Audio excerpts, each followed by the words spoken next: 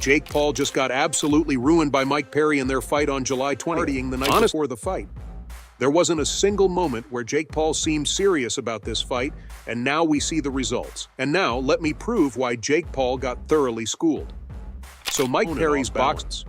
The ref stepped in because the guy didn't even know how to defend or punch back. He didn't even throw anything back at you. Don't worry, you're going to get what you've been asking for. The fight to go longer than one round. I'm going to give you hell in the first and the second round. Just wait and watch. Jake Paul, on the other hand, waltzes into the ring with his flashy demeanor, dripping in overconfidence that often masks his lack of solid fundamentals. Sure, he can throw a punch, but his style is more about showmanship than substance. He leans heavily on his persona and less on the technical skills that define a seasoned boxer. This overconfidence often leads to glaring mistakes, especially when faced with someone who knows the ropes like Perry. Let's break down some of the key moves and techniques Perry used to expose Jake's weaknesses. Perry's jabs aren't just quick thrusts of his arm. They're precision tools that set up his bigger punches.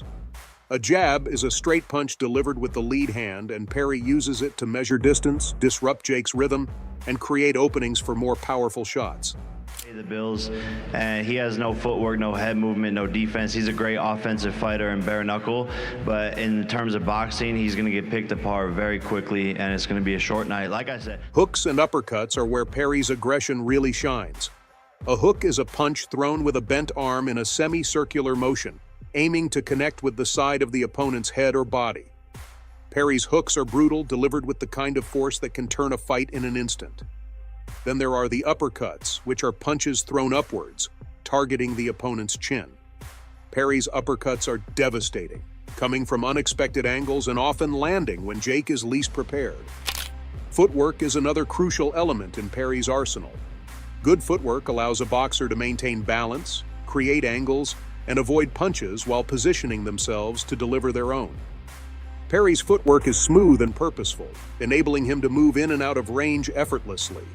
This contrasts sharply with Jake's often clumsy and static movement, making him an easy target for someone as mobile and strategic as Perry. Now, if you got the meanings of these boxing jargons, let me put them in the story. As the fight progressed, the statistics began to paint a clear picture of Jake's inadequacies. Perry's punch accuracy remained impressively high, averaging around 56%, while Jake's dipped to a dismal 18%. Perry landed a total of 150 punches compared to Jake's 85, showcasing a significant disparity in their offensive capabilities. Physically, the fight also highlighted the differences between the two fighters. Despite Jake having a slight height and reach advantage, with his 6'1" frame and 76-inch reach compared to Perry's 5'10" height and 74-inch reach, Perry's skill nullified these physical attributes. Perry's ability to close the distance and land effective shots showcased his superior boxing IQ and experience. One of the most telling aspects of the fight was Jake's lack of stamina.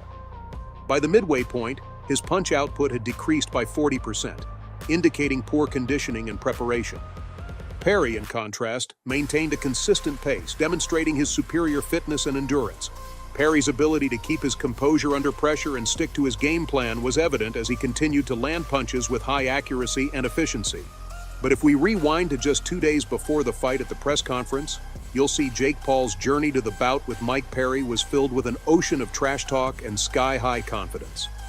In the weeks leading up to the fight, Jake was everywhere, making bold claims and promises that, in hindsight, seemed almost laughable given how things actually went down in the ring.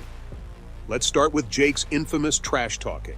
At a press conference on July 18, 2024, Jake boldly declared, "Pay the bills, and he has no footwork, no head movement, no defense. He's a great offensive fighter and bare knuckle." His words were delivered with such swagger, it was clear he was deeply convinced of his own hype. He was trying hard to establish himself as a serious contender, not just a YouTuber dabbling in boxing. He continued this bravado, saying, "We'll knock out Mike Perry in less than 2 rounds. It's going to happen. Put the money on it." But as we later saw, hitting pads and facing a real opponent like Perry are worlds apart. Jake's confidence was embedded in his whole persona leading up to the fight. At the final press conference, Jake showed up wearing a custom robe emblazoned with "Future Champ" in gold letters. He strutted onto the stage, taunting Perry with lines like, Both are killers and both are super, super dangerous, but that's why I wanted to stay active, keep this fight card alive, stay getting experience under the bright lights on my path to world championship. And his cockiness knew no bounds, and he seemed utterly convinced that he was destined to win. His pre-fight claim was quickly disproven as Perry's jabs and hooks found their mark.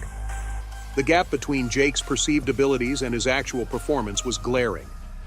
Even Perry couldn't resist taking a jab at Jake's overconfidence. In his post-fight interview, Perry remarked, Got beat by Love Island Boy. Love Island Boy beat you up. He ain't no killer, and he beat you up. Mike Perry didn't just claim victory on fight night, he had already landed a significant blow to Jake Paul months before. Back in June 2024, reports surfaced that Perry had knocked out Jake during a private sparring session at a Miami gym. Tyson publicly warned Jake Paul about engaging in risky bouts so close to his major showdown scheduled for November 15, 2024. Tyson's advice was crystal clear. Jake, this fight with Perry is dangerous. You should focus on the big showdown.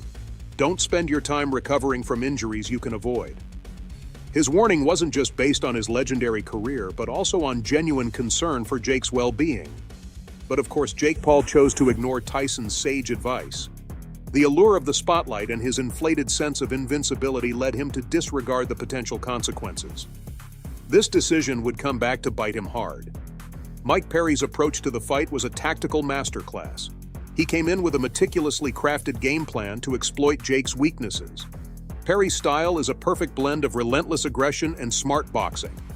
His ability to switch between offense and defense seamlessly kept Jake guessing and off balance. He used all those power punches to capitalize on the openings created by his jabs. On July 10th, during an interview with ESPN, Perry explained, "I know Jake had a weak guard. My hooks were aimed to break through his defense, and the uppercuts were to rattle him when he tried to close in." Mike Perry's performance was a reminder of the importance of preparation, strategy, and respect for the sport. He didn't just rely on raw power or flashy moves. He executed a well-thought-out plan that showcased his boxing intelligence and experience.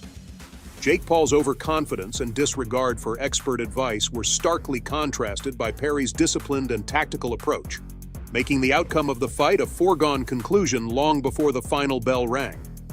And even before everyone else had their say, Joe Rogan, never one to mince words, laid it all out on his podcast with his characteristic unfiltered style. "You don't know what a dog Mike Perry is. Yeah, he's a pit bull. Game-bred pit bull. He's even getting your... Yeah, Mike Perry's dangerous. That's a super dangerous fight." This statement alone summed up Mike Perry's fighting spirit. Rogan, with his deep understanding of combat sports, was quick to highlight the stark contrast between Perry's gritty tenacity and Jake Paul's flamboyant bravado. Rogan's emphasis on Perry's resilience and aggression painted a vivid picture of the fighter's tenacity. He delved into Perry's background, pointing out how Perry earned his stripes in the brutal world of bare-knuckle boxing. Bare-knuckle boxing is not for the faint-hearted. It demands a level of toughness and resilience that goes beyond the glitz and glamour of mainstream boxing. Perry's success in this unforgiving arena showcased his ability to endure pain, stay relentless, and deliver devastating blows. Qualities Rogan emphasized as crucial for anyone stepping into the ring with him. Rogan also highlighted Perry's mental toughness, a quality that often gets overlooked in the build-up to big fights. "Mental toughness is what separates good fighters from great ones," Rogan explained. Mike Perry's been in situations where he's had to dig deep, where giving up wasn't an option. Jake hasn't faced that kind of adversity yet. It's one thing to talk about a big game, but it's another to back it up when you're in the trenches. It was like watching Jake's sandcastle get wiped out by a wave named Mike Perry. Now, Jake's got nothing to show for all his trash talk, and even Mike Tyson might be thinking twice about wasting his time with him. Jake's proven he's much better at running his mouth than landing punches. What do you guys think? Drop your thoughts in the comments below.